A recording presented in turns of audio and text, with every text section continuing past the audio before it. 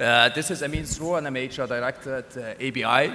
And I'm very delighted and excited to be moderating such a very special panel of experts around how HR evolves, how HR role evolves to support business and customers, especially in the banking industry. What I like most about this conference, that is not a panel for HR people. It's for the business leaders and for people who are on the other side, so you can better see how HR is supporting you in your business and your customers if you're adding value to your business, and what do we need to do for this. I will start with the intros, so I will introduce our colleagues here and the experts. I'll start with the lady on the panel, Ms. Engy Wahdan, the CHRO of Arab African International Bank.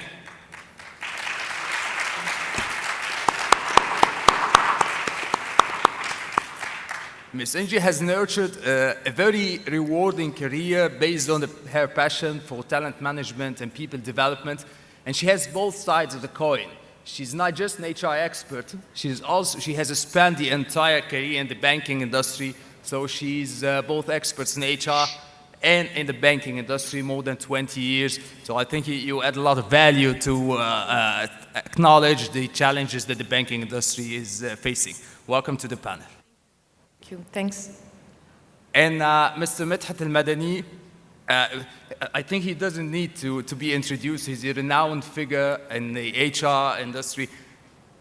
In all my 17 years in the HR, I know how he contributed to the development of the profession. He is the first who established the first HR consulting firm in the region, probably in the Middle East, if I'm correct. And he is the chairman of the Egyptian Human Resources Managers Association, and also contributed to the administrative reform as an ex-member of the Supreme Council, of the Supreme Committee of Administrative Reform. And in my opinion, he might not be happy with this because he's a very humble person, but in my opinion, he's the father of HR in the Middle East.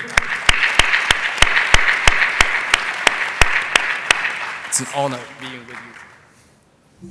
And of course, Ed McCormack, thanks a lot for the session, the mind-blowing presentation. I met Ed for the first time in a conference right at the beginning of the COVID distress. And I was impressed with the mind-blowing ideas, a person who is working in a very unique mixture between the digital thing and the leadership, and how he is able to bridge the gap between leadership and digital transformation. He is the founder of the Intelligent Leadership Hub, and also he brings a lot about the post-digital age, and he's a frequent speaker and known for helping people thrive at the post-digital age. Welcome to the panel. And last but not least, our expert from the USA is joining us virtually. So when we are speaking about the hybrid workplace, that's an example of how hybrid is. Dr. Falletta, Dr. Salvatore Falletta, and he is a professor. The professor of HR and the HR graduate program in the University of Drexel. And he's not just an academic professor, but also he has the other side of the coin. He was a practitioner, and he was the global head of HR research and analytics at Intel. So I think he is the best to advise on how to use HR analytics to magnify and augment the HR contribution to the business and the banking industry today. Welcome to the panel, Dr. Falletta. Thank you. So before I go to our experts today, I want to ask you a very quick question. It's simple and easy. You can just raise your hand if you see HR today as a strategic business partner who's adding value to your customers and the business, and you are very convinced that HR is playing a critical role in the transformation process of the banking industry. If you are convinced with that, just raise your hand. What an exciting start. Okay, that's great. This makes our job easier. هو كويس ان النور في عيني لان ما شفتش الحقيقه العدد عامل ازاي. Okay, can we just for this time? Okay. Yeah. Interesting. Very interesting. So I'll come to you first, Engy, as an expert in the banking industry. How do you see the talent management and human capital management challenges now in the banking? Actually, we have lots of challenges currently. Having the workforce shape has currently changing.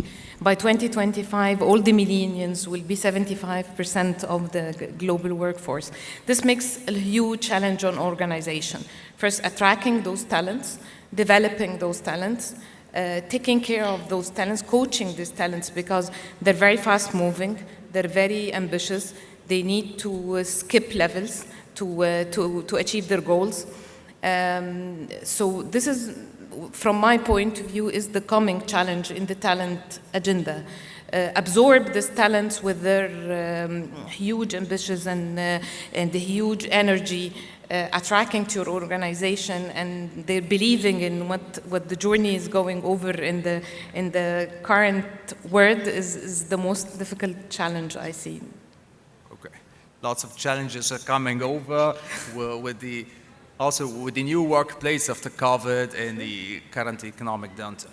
I want to move to Dr. Falletta, as an expert in HR analytics in an age of the big data and the abundance of information. So what does it mean to see HR as a strategic business partner who can implement data-driven approaches and intervention to improve the business and add value to the customers?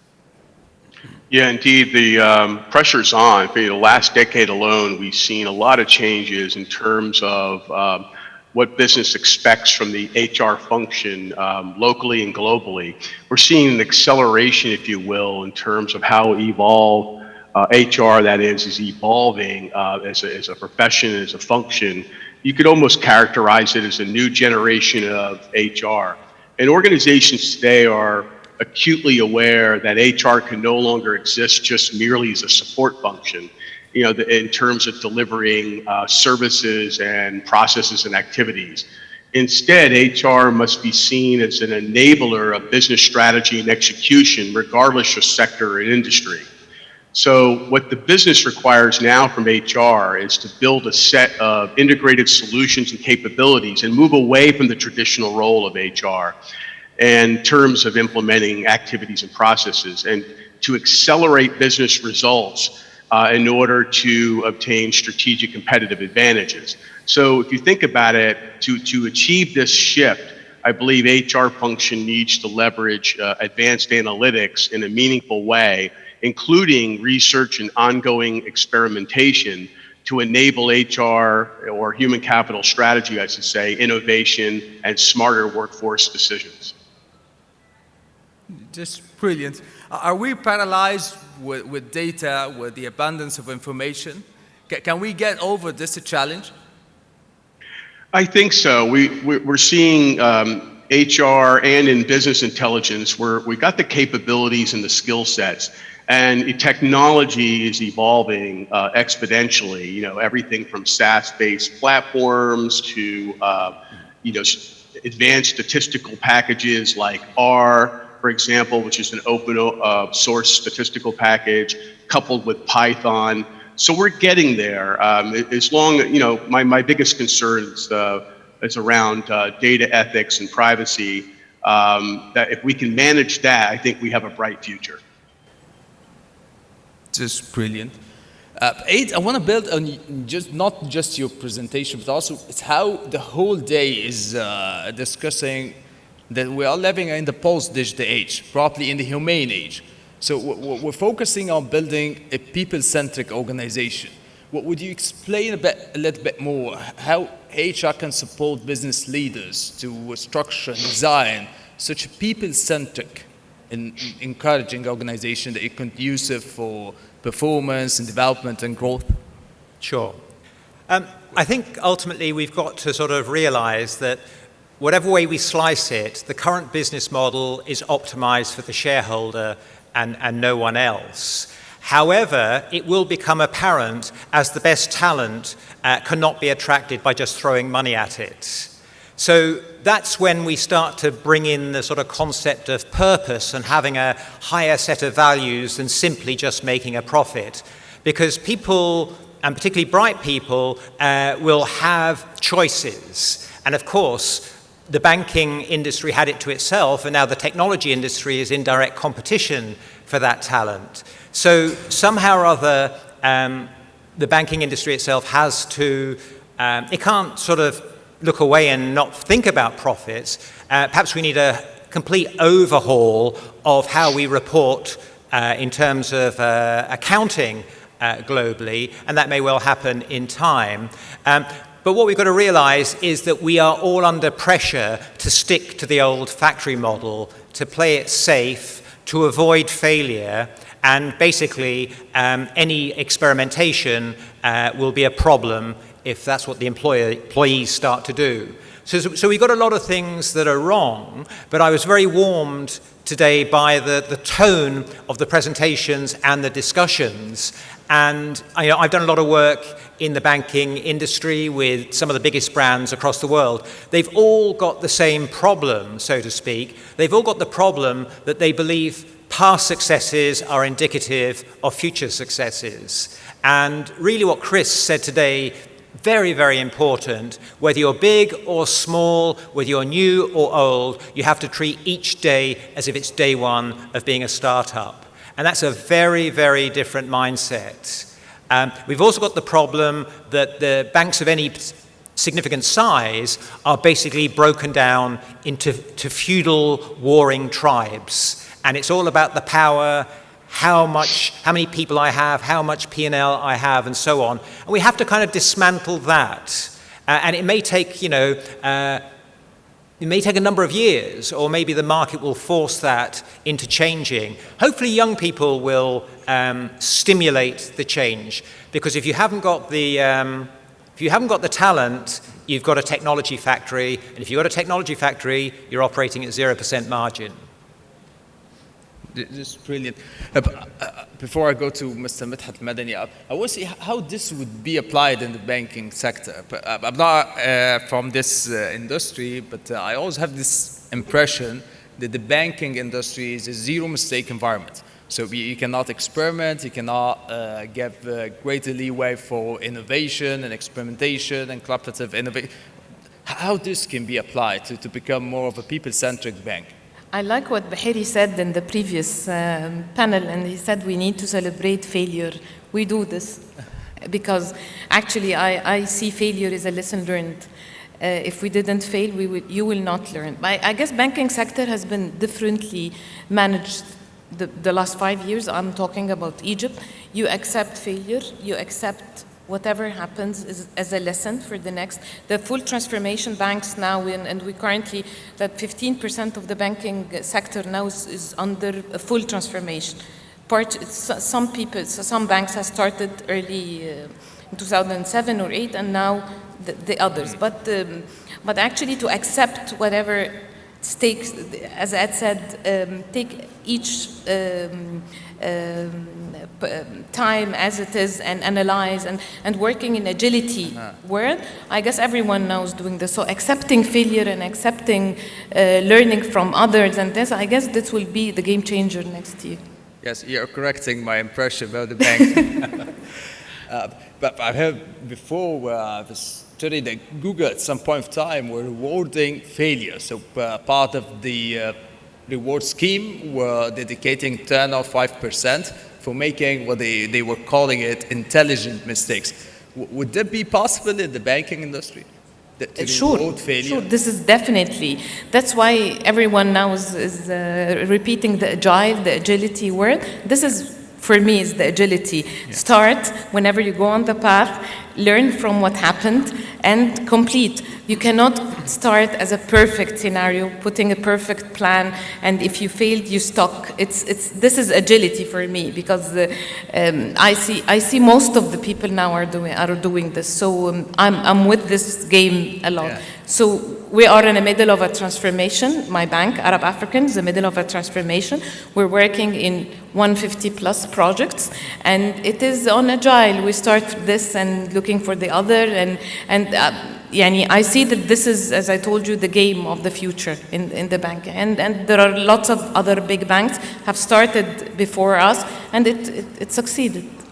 That's quite enlightening. Yeah, please. Sorry, I guess what we haven't really talked about is the reality that you've got regulators to keep happy. And I was involved in Cybos, a big banking event a few years ago, and I was seeing regulators there who were behaving like Silicon Valley startups. You kind of need a regulatory body that's willing to, if you like, mature, so to speak. And just one other point, I know I reference Google as a kind of aspirational organization, but in many respects, Google is becoming old school in the way it operates, and it's also the kind of, people are saying, well, that's where Medhat works. So Google's almost like post-trendy in some respects, so we have to keep that in mind as well. Okay, great. And now for Mr. Medhat al-Madany, it's a very critical question. With such hype of changes in a hyper-connected world, after such a disruption, with such expectations, are we ready as HR for such a demanding role? Do we have the right mindset? What do we need to acquire? What do we need to nurture further to become really an effective strategic business partner? طيب شكرا يا أمين. بداية بشكر المعهد بقيادة أخوي عبد العزيز لتوجيه الدعوة ليا. فتانك يو فيري ماتش. دايما أنشطة المعهد بيبقى ليها مغزى عميق، فأنا فخور إني بكون أولا مع البانل وبتوجه لأودينس موقرين زي حضراتكم. واسمحوا لي أحول للغة الإنجليزية عشان اللي في أمريكا ما فيش الترجمة، فبعد إذنكم هرد على أمين باللغة الإنجليزية.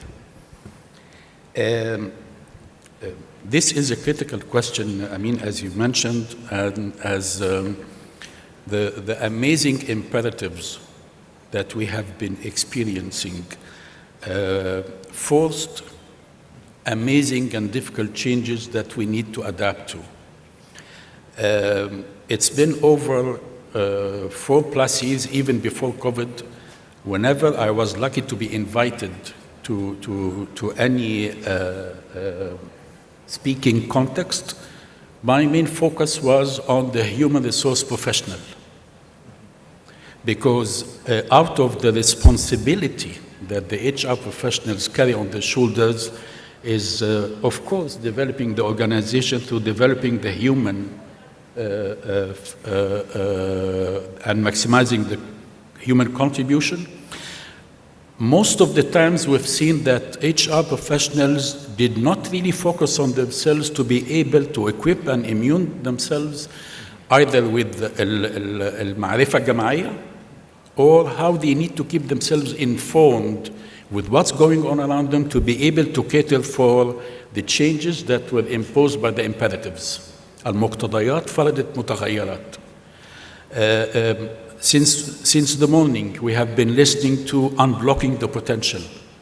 Lots of concepts were discussed. Lots of elements were relating to the human side. Lots of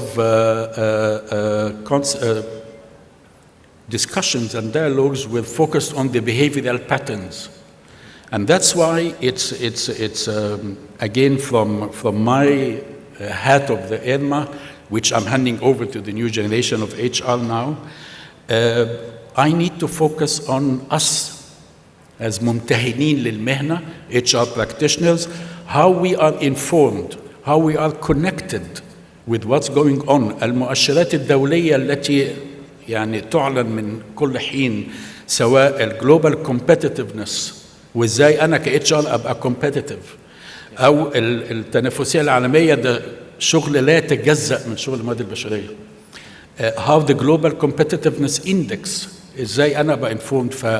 There is a part that is related to the knowledge and there is a part that is related to wisdom, is how I use what I know.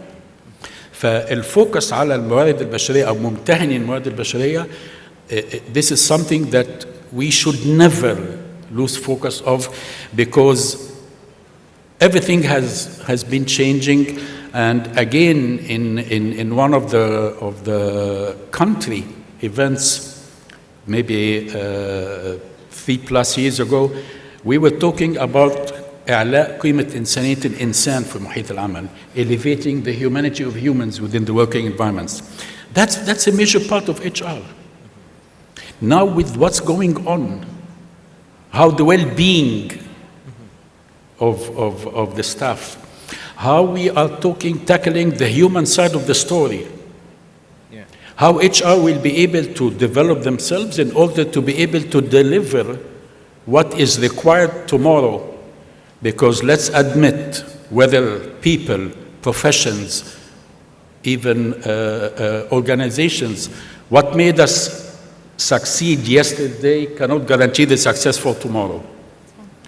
So it's about really balancing what we need in order to be able to give, because I cannot force my presence through offering what I lack.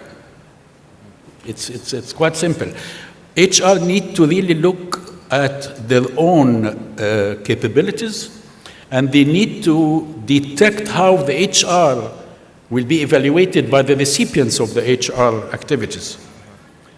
How the trust is there in the human resources. So there are lots of things. The focus is on, please, let's develop ourselves. You deserve it. You deserve it because you are in charge of people. You are in charge of maximizing the contribution of people within the workplace. We deserve it to be developed in order to be able to develop others. So lots of challenges today. Even Chris, when he introduced himself, he said, I'm a humanist. Ed is talking about the cognitive, and he mentioned the coaches. He mentioned cognitive coaches, and he mentioned the dystopian. He didn't even want to say the utopian. Everything is expecting from HR completely new approaches, because the strategies of success yesterday are not the same that will guarantee success for tomorrow. Yes. Amin, if I may add to Dr. Medhat, the best HR practices are who have the business acumen. If you are the right person who give your service, your business the advice as a business enabler and a business advisor, you will be the right strategic partner.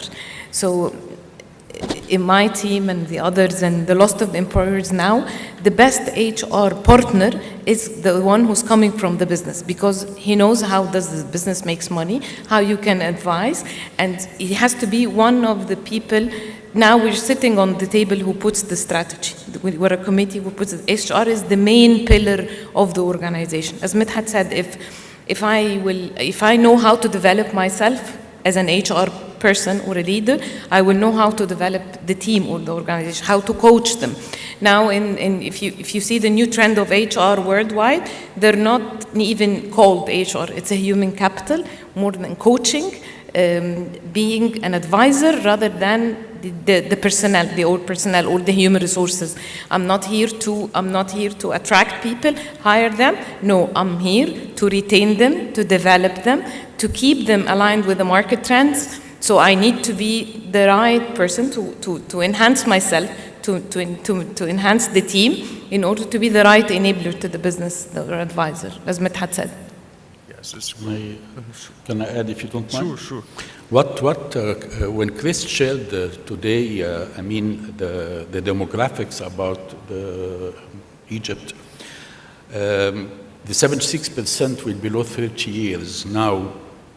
Almost 7-8 years ago, or maybe more, slightly more, we were talking about the millennials. What will we do with the millennials? Yes. Now what about Gen Z? Yeah. All right, those are the workforce. The digital natives. Those are the workforce of tomorrow. How we as HR professionals ممتهنة مهنة من أعظم المهن اللي في العالم لأنها متعلقة بالإنسانية. How we can really make, how we can be the choice بحقيقة and not terminology. That's the point. How we earn the trust that I can build in 3 years and lose it in 1 day. As a human resource professional, how I can earn the trust of the people that we will develop you, we will save your well-being, we will protect our most valuable investment, which is the human being. That's the whole story, the human side of the story. This is, we are in the human era. And too many terminologies, too many descriptions. Let's come to reality. Look at the title of today and tomorrow, Unlocking the Full Potential. About us as HR people, and actually any person, about my real abilities. I don't know what I don't know. Until I know what I did not know, I will never know what I never knew. مش عارف اقولها تاني بس الفكرة انك يعني get engaged with thyself. Get engaged بداخلك بأمانة مطلقة بلا رحمة مع الذات. With ruthless honesty. I know what I need. We don't give our staff what they want, we give them what they need. So I need to be engaged with what I need to be able to give the organization what it needs. That's quite interesting and impressive, mind-blowing. But I think also you would agree that we're living in a world that we expect HR to be of a T-shaped talents, people who have the breadth of knowledge and understanding of the different functions of business so they can support this. If I pose this question to you, do you expect that HR people should be aware and they have the breadth of understanding in the different functions of the business as an inevitable and critical thing so they can become effective as business partners? If this is okay for you, please raise your hand. Okay. And that's a big challenge. I think it's a big challenge for every talent in the organization that we need to nurture such a breadth of knowledge. And also it gets us back also to Dr. Falletta to better understand the HR analytics. If I ask you to elaborate and explain a bit further, what's HR analytics or talent analytics and how we can capitalize on data analytics to expand the contribution and the influence of HR on the business? Yeah, HR analytics, it means different things to different people. So it's synonymously referred to as talent analytics, people analytics, workforce analytics, and even human capital analytics. So again, it means different things to different people. For example, for some, it means predictive metrics or indicators. And for others, it means sophisticated predictive modeling of big data in the context of human capital leadership and management. So in a recent article I co-authored with Dr. Combs, we define HR analytics as a proactive and systematic process for ethically gathering, analyzing, and communicating that is, and using evidence-based HR research and analytical insights to help organizations achieve their strategic objectives. And there's a lot of buzz out there around HR analytics currently among thought leaders and practitioners of the potential of analytics. And, but again, we could look to leading companies in terms of what they're doing. For example, Google, Meta, Apple, Amazon, they have robust HR analytics capabilities because they hire, a cadre of PhD trained folks like myself to work in those functions. They usually report directly to the head of HR. But we're seeing this in the banking industry as well. Companies like Bank of America, Citibank, JP Morgan, Barclays, Deutsche Bank, just to name a few. So it's a hot topic right now, and analytics is evolving because technology is evolving. But in the it's, to be honest, it's not anything particularly new. It's just the tools and the technology now has evolved what we referred to in the past as HR research, HR metrics. Now it's becoming much more sophisticated because it's largely technology enabled today. It's great. But before I go back to Aid to comment on this, but I want to ask you a very important question. For the past years, we've been into appraisals and performance management systems, and there were lots of development. Are you happy with the current progression of the performance management? Do you believe in the data that are coming out of such a very lengthy and heavy and paper use process? Are you happy with this? If you are satisfied with the current performance appraisal in performance management practice, please raise your hand. Look. Thank you very much. Very clear. Totally expected. Well done. Wallahi, well done. This is a message to your HR pros. Yes, it's very... This is a message to the HR pros. So from this feedback... I want to build on this. And you've been always speaking about the growth of leadership role, and we might not need the traditional role of leadership. And organizations are evolving, and with the power of data analytics and people analytics, would there be a kind of thought that organization would have people who are taking care of the performance evaluation?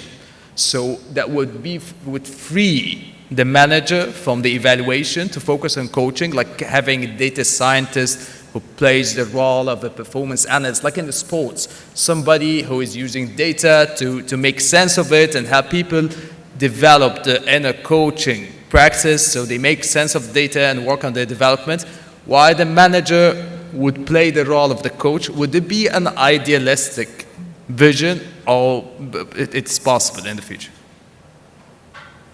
It's for you, Aid. Okay.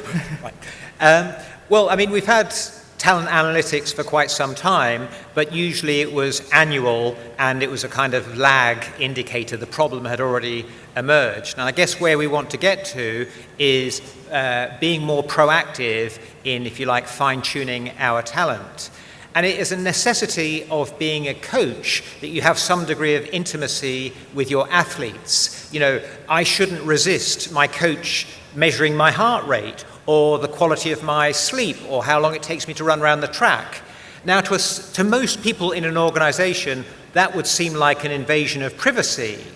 And that's because we don't have the levels of trust between the leadership and the talent. So we need to nail that down, otherwise you're not going to get very far in terms of talent analytics. But once you nail that down, you can stick all sorts of sensors on the heads of your people, and they'll buy into it. Because if I want to be the best athlete I can be, and your organization has the gymnasium to make me the best version of myself, you can stick sensors wherever you like, because that's useful data to me. But we're some way off that. But I think if you are going to manage talent very, very carefully, you fundamentally want to see problems before they become problems. So, for example, I might be a high-performing salesperson, but if you really studied me, you would see that I'm becoming more socially disengaged, even though I'm still performing. And there's these sort of indicators that can tell you that I'm about to leave the organization, maybe in the next 6 months. That's where we need the analytics to be preemptive in terms of losing talent and giving them the data they need to be better versions of themselves. Yeah, that's and great. leaders has to accept this as well. Yeah. So my next question was to you also. And the leaders has to accept this. I may have an amazing results on numbers, and I'm an introvert person. It's okay. So I don't have to have the. I guess that the problem, the people answered, they're not happy with the performance management cycle because it is from the beginning. The objectives it's not right weighted. It's not, has the right percentage on it's not measurable. We all say that has to be smart objectives, but literally when you see it, here we need the data. It's not well defined as an objective. So when you come to the performance cycle at the end of the year, on the mid-year, you can never. But if you have the right objective and the right percentage, and accept as a leader that it's okay to not to be socially intelligent, it's okay to have, because we're humans, we are different. Each one has a unique, and each one has a unique skill. If you are as a leader and understood the unique part of your potential talent, you will have an amazing results. Not all of us are expert sales. Not all of us are have good interpersonal skills.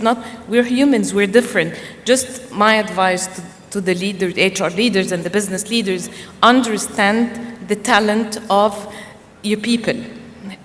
Just focus on the unique part. Each one of us has an edge. Each person on earth has an edge.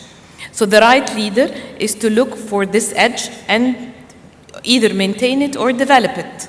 And here comes the coaching, here comes the talent management, the real talent management, and there is now a different kind of coaching. There career coaching, potential coaching, performance coaching, name it. Here comes the HR part, from an HR having a record, being a police, maintaining the documents, rather than being advisors or coaching. Now, all the multinational organization has this HR clinics, or some people, they call it HR career coaching sessions, HR talks, whatever, there are different names. But because HR now plays different role, as I told you, is as an advisor, not a gatekeeper for performance appraisals, records, attendance records. Yes. Thanks. Absolutely. We have, we're all very different, and we bring unique experiences and skills and traits to the table. However, we're recruited using these things called job specs, which might as well be called cog specs, replaceable parts, very clear specification. When you walk through the door, hang up your personality, hang up your authentic self, be an automaton for the bulk of your day. That's the challenge we face. And I think smart organizations will stop recruiting for skills and start recruiting on traits. We're in a post-skills world, and that means a kind of reset in terms of learning and development, recruitment, and talent management. Yes. All of the new assessment centers now are based on this, not based on... Because we are cogs in the machine. Yes, yes. Okay, Mr. Medhat, you want Yes, let me build on what Engy said, and then I will say something and contradict myself على طول, يعني هناقض نفسي في دقيقة. But the issue of the performance appraisal is something, or the debate is historical, right? Even there is no agreed definitions of terminologies. وزي ما احنا عارفين الكلمة تستدعي سلوكياتها أو الكلمة تستدعي سلوكها. The world calls for its behavior. الموضوع بتاع performance appraisal يعني ادى باور غير مبرر للموارد البشرية. انجي كانت بتقول gate keepers بقى يعني no. HR is not power over people. It's the power to the people. يعني ده common, the concept في منتهى الحساسية. Yes, enabler. The other point is that when Ad was mentioning about the gyms, when Engy was saying, another issue that we need to really rethink ourselves is the impact of what we do rather than what we do. The focus is not on having a gym. The focus is having the impact of the gym on the human elements within the working environment. And the thing that I will contradict myself with about the performance management and performance appraisal, even we did not have proper definition, the performance management people thought that it's performance appraisal. Yes. No. إدارة الأداء بيتخلى لها تقويم لهذا الأداء. People lived in the historical debate, and the past is not a place that we will live in, but it's a place that we learn from. يعني مش هفضل عايش فيه، أنا هتعلم منه المفروض. The debate of the performance appraisal, عشان كده I was so happy and horrified at the same time إن الحمد لله رب العالمين ما حدش رفع إيده. إن هم مبسوطين it's fantastic. I really thank you, and this is a message. Yes. على رأي رشدي أباظة وحتى قيمة هقولها في الجمعية المصرية للموارد البشرية، لأن ده لازم يوصل للموارد البشرية. لازم يوصل، وبإذن الله تعالى هيوصل. Those are the recipients of the service. I think it's an official announcement of the death of the performance appraisal. No. I think we need another technology that works in a humane age.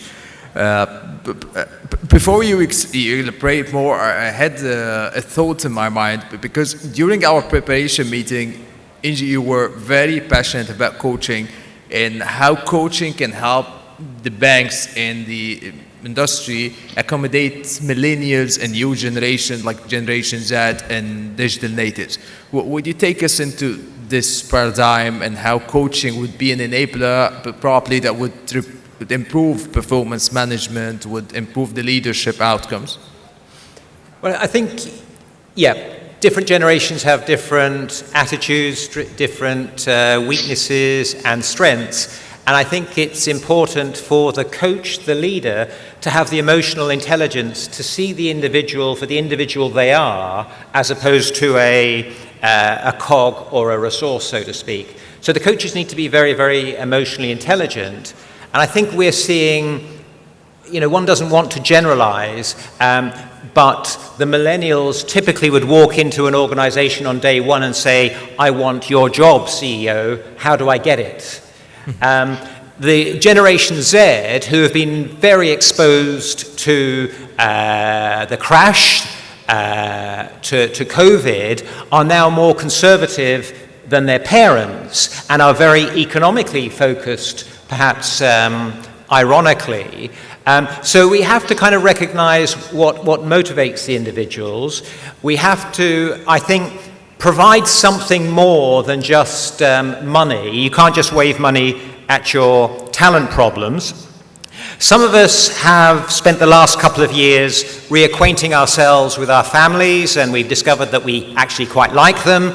So we're now revisiting what we want from our lives. So we will say, I haven't spent money for the last 2 years. I quite like saving money.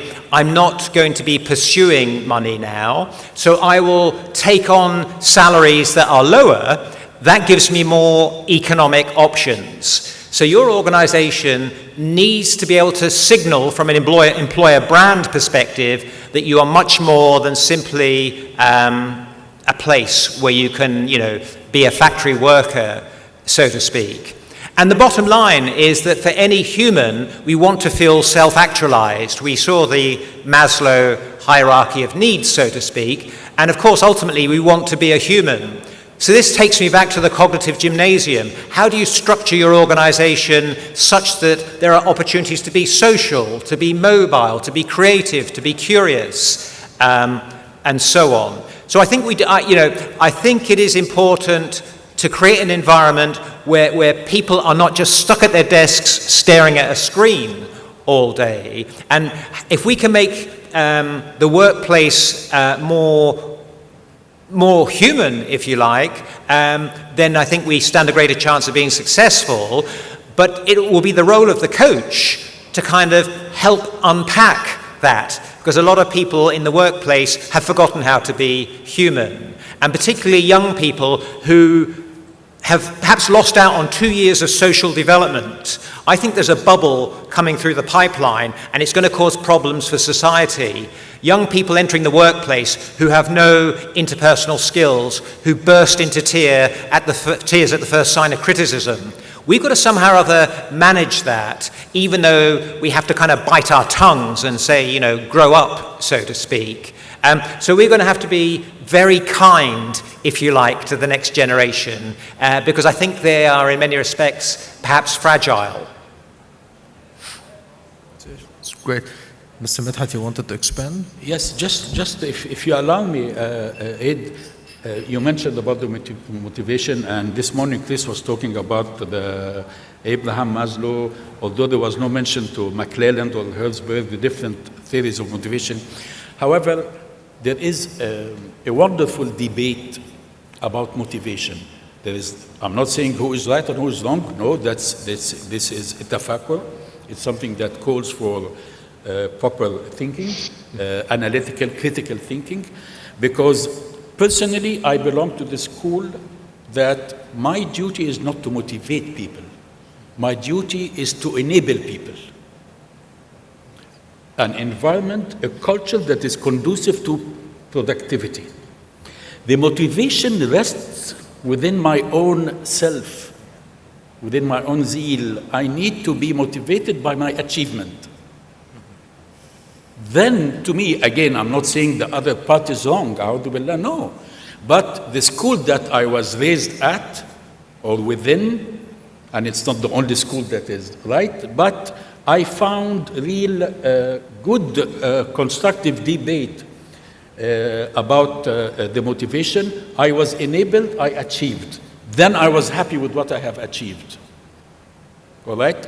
One of the management gurus, his name is Jim Rohn, طبعا I'm biased to my opinion. هقول لك أنا objective هبقى بكذب. ولكن one of the real management gurus who is famous for his quotes, he said something about motivation that is fantastic. He went on to say, quote, "Motivation alone is not enough. If I have an idiot and I motivated him, I will end up having a motivated idiot," unquote. ده يعني وبالتالي يعني عارف لو انا عندي احمق وحفزته سوف ينتهي بي الامر ان انا عندي احمق محفز. اعوذ بالله، انا لا اتطرق لانسانيه اي حد. ولكن this is an amazing point for debate, which it's not the time now, but like pay for performance, it ended up into performance for pay only and not for the cause, the purpose that even Chris was talking about this morning. So I'm sorry if I took time. Amin, Right. if I may add here to Dr. Medhat on motivation thing, the core values of the organizations and the leaders' attitude and how we handle our people, this is, it is a motivation tool. I have a very interesting story actually in our digital factory when we were building the digital factory, and I was very surprised that all of them are young talents, fresh graduates, who asked to be set outside the premises, the head office, in a sunny place where they come every day in jeans and t-shirts to do, and this is what we have done for them, and they have came out with the first digital product for the Arab African, which is the mobile app. It's made by them, Egyptian talents, young talents. It's 100% made by them. It's not on the shelf product. So they are self-motivated by the place, by the environment, by the core values of the organization, how their management handled them, how they have the ability to enhance the work by themselves. So motivation doesn't have to come up, down. It is the atmosphere itself. It is not only from the leader. It is the organization core values, as I said before. It is how us as the leaders handle the people, give them their space, not that micromanage. So it is not it's not me as a leader to motivate you as a person. It is the ambiance, as they said. Amazing story والله. Thank you. Amazing story لأن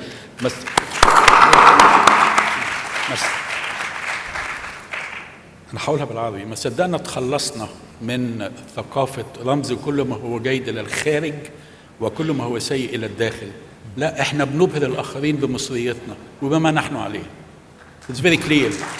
قول حسن. Add stories, and there are lots to be told. We have stories to tell. That's the point. Very great. I'm going back to Dr. Falletta because I have a question. Just one thought. I think it is very, very important that we understand that the motivation needs to be intrinsic. It needs to come from the individual.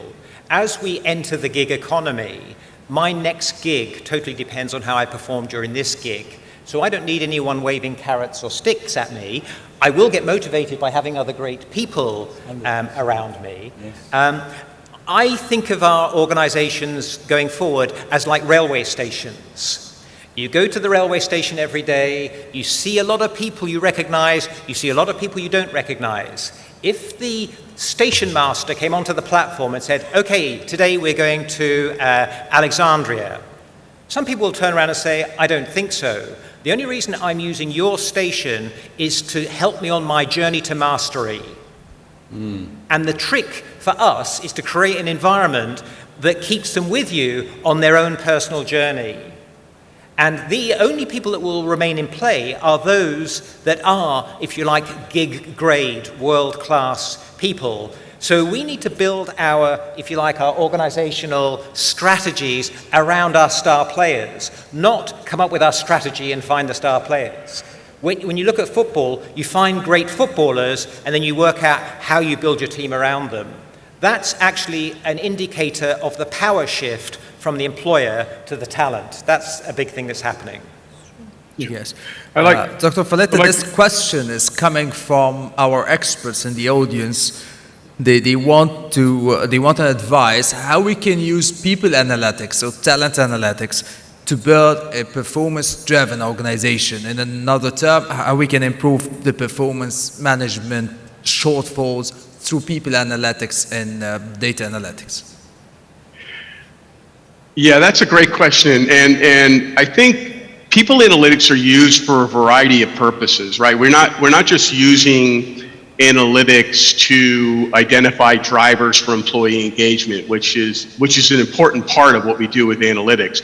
But analytics could be used for everything from tracking human capital metrics to gleaning insights about your workforce, identifying ways in which to attract and select critical talent, and of course improving productivity and performance, and measuring other forms of human capital. But increasingly now we're seeing analytics being used to measure real-time performance and provide coaching. So for example, there are SaaS-based platforms in the marketplace that organizations are leveraging, and they buy these platforms that kind of track and manage individual and group performance, like collaboration tools, for instance, and then they provide ongoing feedback that are baked into and have kind of an algorithm, if you will, that are part of these AI or machine learning oriented SaaS-based platforms. So we're seeing that in the marketplace. But analytics are also used for humanistic purposes, as I mentioned, developmental coaching and feedback, improving employee engagement in the workplace, identifying high potential talent for leadership succession, etc. I would like to add just one thing to what my colleague said earlier, if I can just backpedal a little bit. I think what we need to do is use a more customized, segmented approach when we identify what matters most to either generational cohort or various talent segments. So what typically happens is organizations, usually out of the purposes for efficiency or cost savings, they tend to apply a one-size-fits-all approach when it comes to moving the needle on employee engagement or minimizing talent retention, or I should say turnover. And what we need to do is really identify the drivers or enablers that matter most by critical talent segments and by generational cohort and other workforce groups, right? So we can come up with differentiated strategies to better manage our workforce. Because a one-size-fits-all approach doesn't work. You're likely to pander to B players. You give no incentive for your C players to improve, and you're likely to alienate your A players, that is your top talent. So I would call for identifying the enablers that matter most by critical talent segments, and then applying a differentiated strategy. Quite comprehensive. Another couple of questions. I will start with the question related to the banking industry. Probably Engy would be the best to answer this. As you know, people and staff may be the main source of risk in the entire bank. So what kind of indicator and what kind of advice, is it technique or something like this, to attract the best talents or to attract good people? I didn't hear the first part of the question. They are highlighting the importance of the people as the main risk, as they mentioned, the main risk in the entire bank. Okay. So would you give us some quick advice on what the indicators, how we select them, how we attract them? I totally agree that the people element is the main part of any bank strategy or any organization. Taking care of those people, whether they are high performers or low performers, is the key success indicator of any organization. As I mentioned earlier, understand the potential of all your organization assets, which are the people, is the main focus of any HR, success HR. Understand the low performers, why they are low performers, and try to help them. Sometimes if you're moving this performer from a department to another, he may be a high performer than another. So understand the potential of each person who works in this organization. my advice actually to all the leaders in the business or HR to have more conversation. I appreciate a lot the digital solution, the new digital solution and the AI, but again, the emotional part has to play a bit a space in our life. So you need to talk to each other. I'm sorry to say that I still face some managers who are not even meet their people for the entire year, even in their performance. We still have those examples. So me, myself, I see this as a failure. You need to meet your people frequently, أكتر. You need to see them, understand their needs, understand their challenges, try to support one another in a way or another. I guess this is the advice if I conclude whatever the question is. Yeah, this is a very humanistic approach. Can I build on what Engy said, if you allow me? Because this is a critical question that you got. I need to add on what you said, Engy, please. Very simply, the concept about selecting. And I learned this, I did not create it, but we hire people to make them employable and make them the best. So we hire people to make them employable, but we treat their humanity to make them stay. That was a very long time ago, and it's coming back after the pandemic and the imperatives. فمعاملة إنسانية الإنساني هي ما تجعلها وتجعله يبقى في هذه المؤسسة. We really select people and make them employable, but we treat their humanity and elevate it to make them stay. Sometimes it's ironic that we select people because of their strengths, then we focus on fixing their weaknesses along the road. Okay, the next question is for you, Aid. How do you think the role of HR business partners shall go? Is there a space, a leeway for evolving this role? The partnership with HR and the business? HR business partner. If I was an investor, I would look at the leadership team, and if I didn't see a people representative and a technology stroke data representative, I'd say that organization is not fit for the post-industrial world. So in that sense, we've got a long way to go. So clearly, we've got an issue with, if you like, CEOs who don't genuinely understand talent and the link between talent and the survivability of their organization. So I think there's some brand management that the HR industry has to do. I see HR directors, I see CIOs who cannot understand why are they not in the top team, given how important people are, given how important technology is. And I don't know for sure, but there may be perhaps a little bit of political naivety in terms of how the game is played. You don't get to the top by working hard, you get to the top by understanding how the power is distributed and how you can show that you can be part of, if you like, that power structure. And not just you, but you as, to some extent, the owner of the cognitive gymnasium, the person in charge of the coaching of the cognitive leaders, or cognitive coaches, I should say. So I think there's a lot of structural things that need to change. And if I had to focus on one, I would focus on the HR industry or a kind of rebranding itself to be more strategically relevant. There's a bit of a disconnect. And maybe part of the question is that HR is currently focusing on things that are kind of irrelevant to the boardroom. And partly it may be because the senior leaders just don't get talent. They don't see the tsunami that's coming their way. This is great. Well, we're actually running out of time, and there are lots of questions coming in my mind. So we'll close with a very quick question. In a nutshell, if you can just pose an advice. It's coming for the whole panel. What's the panel advice to the next generation of HR leaders?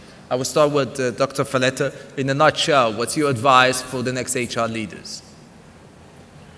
I would say that HR leaders need to be data-driven, obviously, but they can't take the human, or they mustn't take the human out of human resources. So it's a balance between being data-driven in terms of your decision-making, but also being an employee advocate, an advocate for the workforce. And not just lip service. It's got to be real, it's got to be genuine in order to develop trust with the workforce, in order to enable employee and workforce success in whatever business endeavor you're in. So again, a combination of those two, data-driven, but also human-focused. Thank you. Engy, what's your advice? Be the right business advisor, raise your business acumen, understand your talents, be the strategic partner of your business or organization. Thank you. 8? I would say realize that your core business is cognitive management, and create environments that allow your people to be human, and that way you will harness the maximum cognition that can be turned into innovation that can help the organization adapt to the unknowable future. And Mr. Medhat. 2 things, please. First of all, please stop making HR decisions and start taking business decisions. And think within your own ruthless honesty with thyself, the omission and commission, what is it that we are doing as HR professionals that we're not supposed to be doing? And what is it that we are not doing that we are supposed to be doing? Once we reach this, we have a ready-made plan of action. Yes. It's a comprehensive, complicated job for the HR for the next round of future work. I would like to thank you first, before anything, for your gift, because listening is a gift. Thank you very much, and please join me to thank our experts for the panel. Thank you.